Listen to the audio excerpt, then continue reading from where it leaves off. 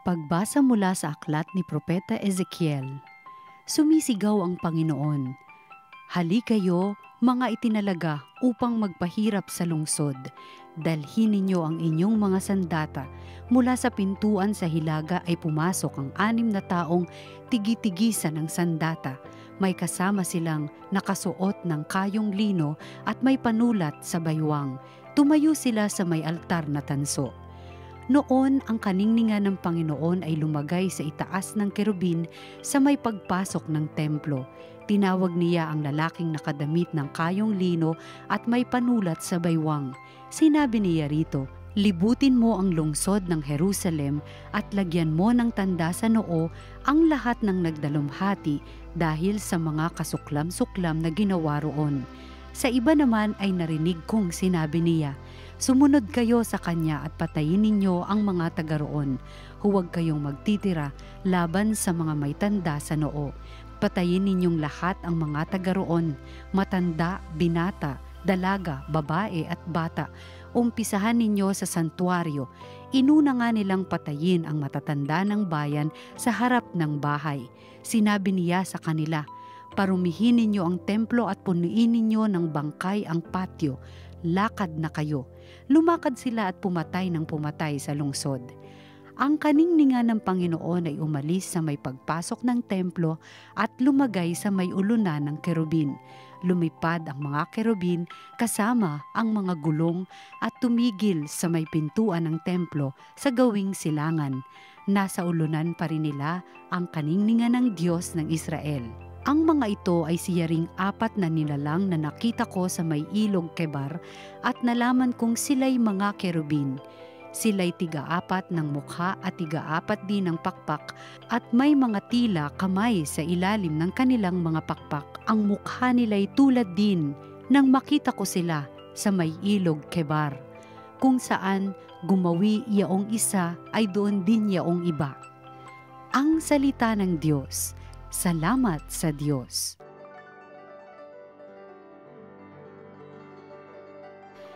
Laganap sa sansinukob ang kadakilaan ng Diyos. Dapat na magpuri ang mga alipin, ang ngalan ng poon ay dapat purihin, ang kanyang pangalan ay papurihan, magmula ngayo't magpakailanman.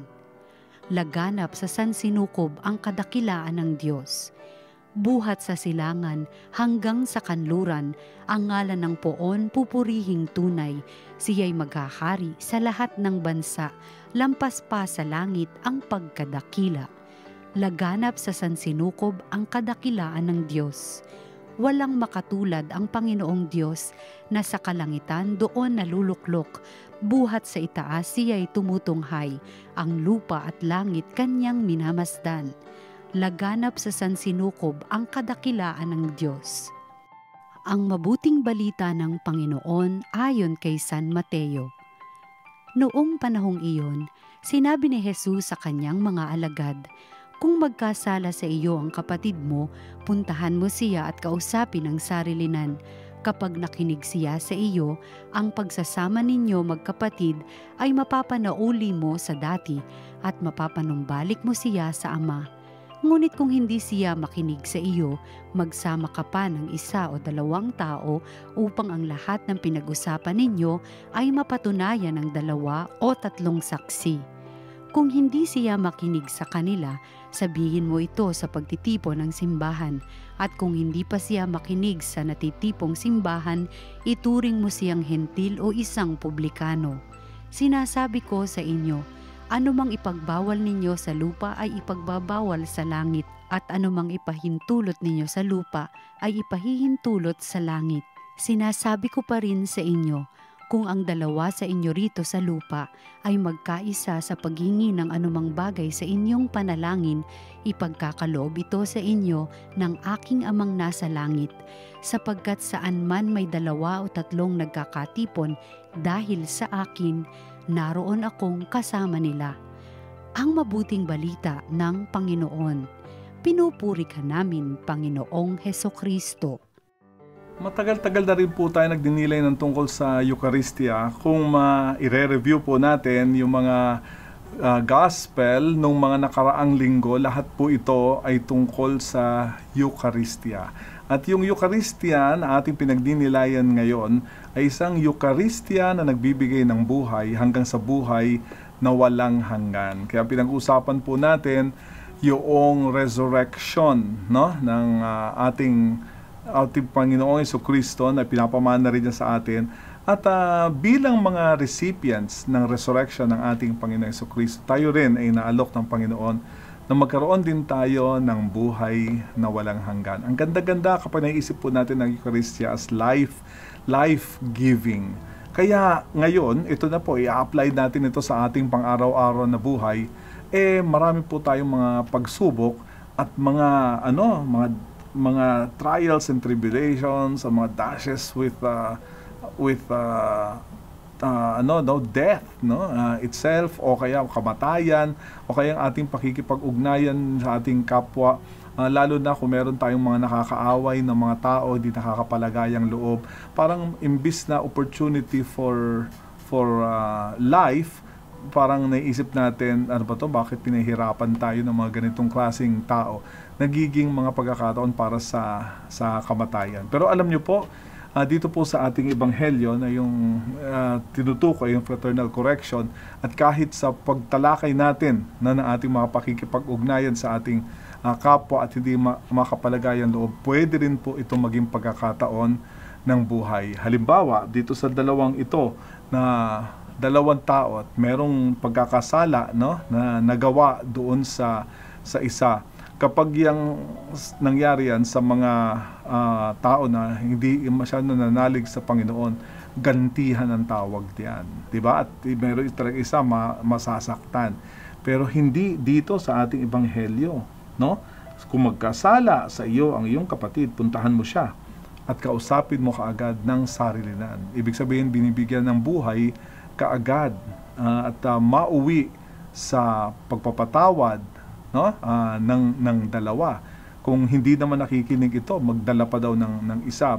Basta merong concern, no, para yung isang taong nagkamali ay magkaroon din ng buhay at may ayos niyang kanyang gawi.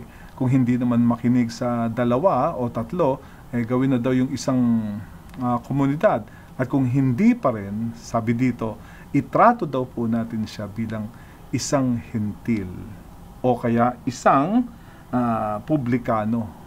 At kung itatranslate natin to, ano ba ibig sabihin ng hentil o publikano?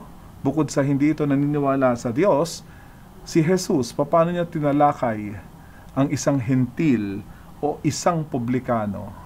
Ano ang ginawa ni Jesus sa isang hentil, sa isang publikano, o sa mga taong makasalanan?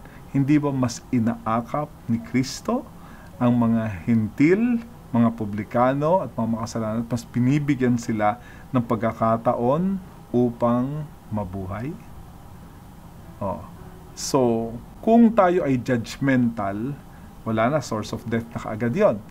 Pero ang ating Panginoong Jesucristo mag-aalok pa ng buhay kahit sa isang taong nagkasala. At bilang mga Kristiyano, mga kapatid, ganun din ang gagawin natin. We believe in the resurrection, no? Yung pagkabuhay ng mga namatay. Ngayon, hindi naman kailangan na masilayan lang natin ito pagka tayo'y patay na, tayo bubuhay ng ating Panginoong Jesucristo. Kahit dito sa lupang ibabaw, pwede na tayong maging instrumento ng muling pagkabuhay ng ating Panginoong Jesucristo. Sabi nga daw bilang mga Kristiyano, we are already children of the resurrection. Kasi lahat tayo pinanganak sa paghihirap, kamatayan at muling pagkabuhay ni Kristo. Lalo na ngayon, kung Kristiyano na po tayo, maging source po tayo ng buhay at hindi kamatayan ng ating kapwa. Last but not the least, sinabi po rin dito sa Ebanghelyo, yung isa sa mga favorite na mga passages ko. Sabi, wherever 2 or 3 are gathered in my name, there I am in their midst. Unfortunately, maraming tao nagagather in 2 or 3 o kaya mas marami pa. Halimbawa, isang barkada.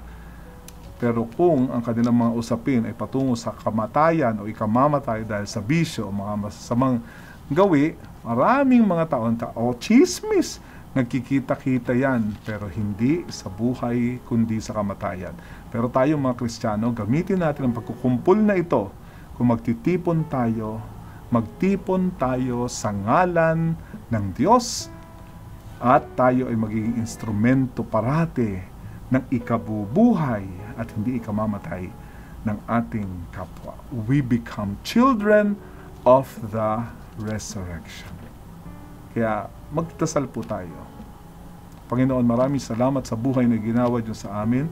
Hindi lang buhay sa mundong ito, kundi ang pangakong buhay na walang hanggan sa iyong piling. Kayo po ang bumubuhay sa amin. Ano pa po ang aming pipiliin? Nawa po, Panginoon, parati namin piliin ang buhay, ang pagpapatawad, ang pagtutuwid, ang aming mga gawi, at tulungan din namin ang aming kapwa na masilayan ang inyong kabutihan at buhay. Pag-instrumento rin sila sa ibang tao. Hinihiling po namin ito sa pamamagitan ni Jesucristo ang aming Panginoon. Amen.